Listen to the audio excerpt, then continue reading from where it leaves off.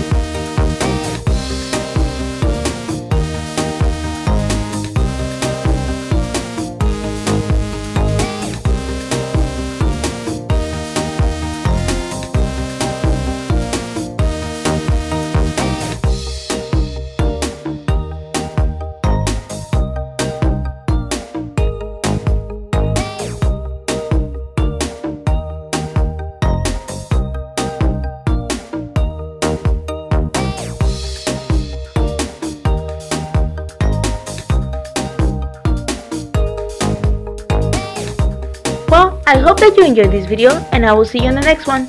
Bye! And don't forget to subscribe to see more videos from my channel.